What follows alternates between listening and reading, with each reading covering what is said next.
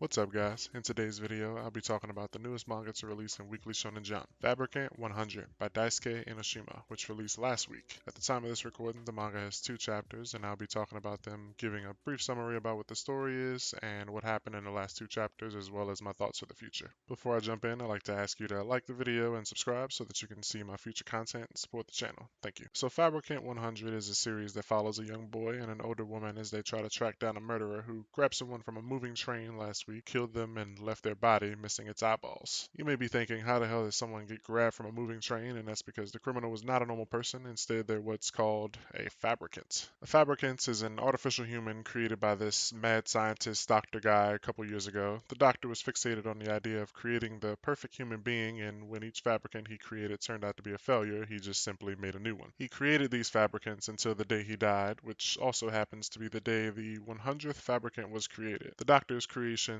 wished to achieve what he had hoped for and believed that they could become ideal humans by taking the flesh from real human beings to attach to their own bodies, and this is where our main character comes into play. The main character is a young boy. He's 14 years old and from a large family that we find out was brutally murdered in the past. Every member of his family retained their youthful appearance long beyond the normal life expectancy, and they lived to be over 100 years old while still appearing to be younger in their 40s or so. The family became known for their eternal life, and one night, due to a flashback, we find out that this family was killed and ripped apart by fabricants, all but one survivor, the young boy Ashibi Yao, who on the day of the murder struck a deal in a room full of fabricants and dismembered body parts of his own family. He offered to give up his body when it reaches peak condition in 4 years, since he's 14, and he mentions how every other family member was already over the age of 20 and that they hit their peak at 18. The one condition to his deal is that all other fabricants be killed. It's at this moment that a single fabricant kills all of the others in the room, introducing themselves to Yao as number 100 and explaining that fabricants have a hierarchy, with her being the strongest, with Yao promising to keep his body safe and 100 promising to kill other fabricants. The two main characters of our story set out to hunt down every other fabricant in the world. From there, the plot begins with the main characters investigating the train kidnap murder.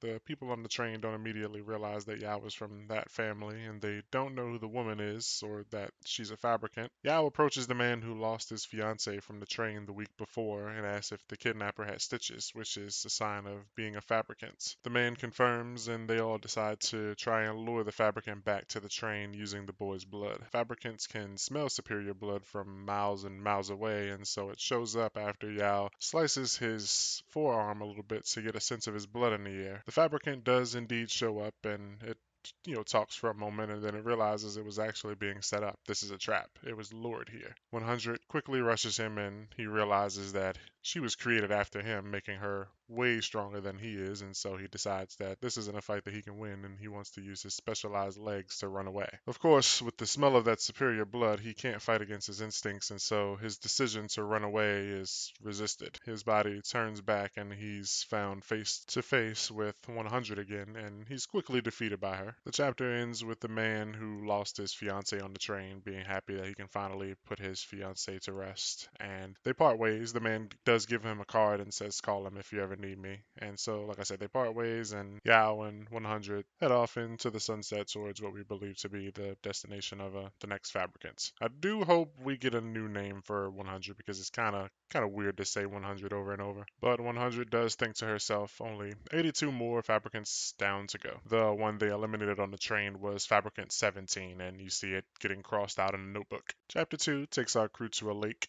100 doesn't know why they're here, but Yao has heard a rumor about a ghost at this lake. They say if you hear a voice call out to you, you must not look into the water, he says. 4 people have gone missing since the start of the year. They went out to the lake and only their empty boats drifted back to shore. 100 tells Yao here that fabricants all have a special ability and tend to settle near places that make it easy for them to take advantage of this ability in order to attack humans in ways that makes it impossible for them to defend, such as the fabricant from chapter 1 that had its special legs that made it so that it could keep up with a moving train and allowed it to jump on board, kidnap people, and jump off the train before anyone could do anything, and they couldn't keep up with it. They conclude that there is likely a fabricant with specialized lungs hiding out in the lake pretending to be a ghost.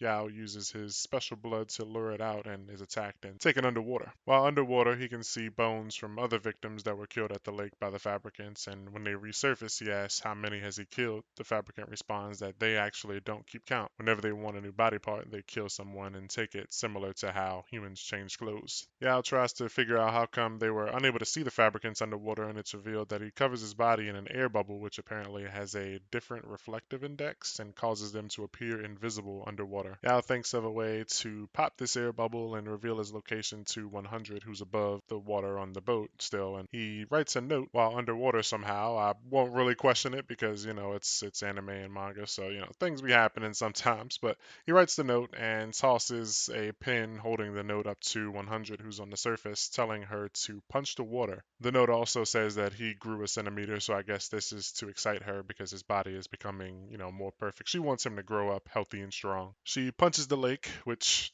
does split the water in half, revealing them and allowing 100 to take out the lake Fabricants. They talk to the Fabricant from the lake, and he says something like, what if the doctor was wrong, and you're working with this boy, but what if it still doesn't turn out right?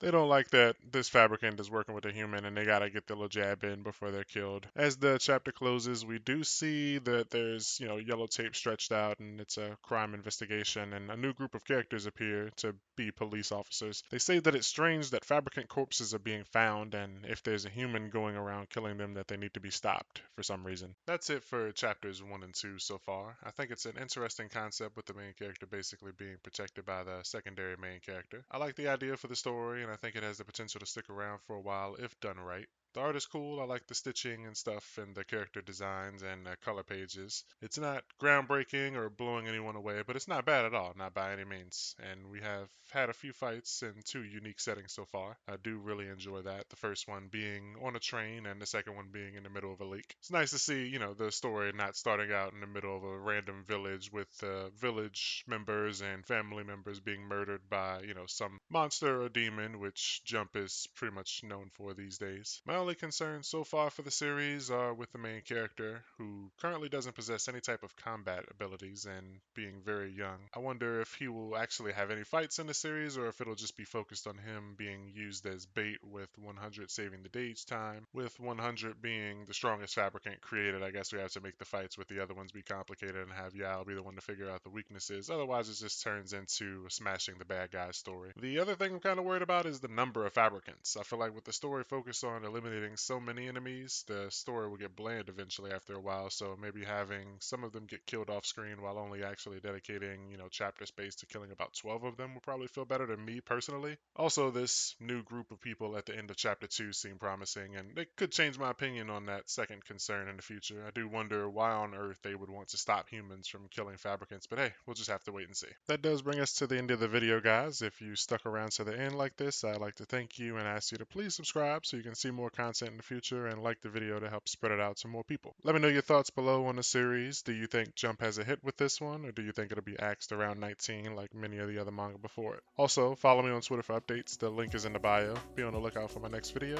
and have a good one, guys.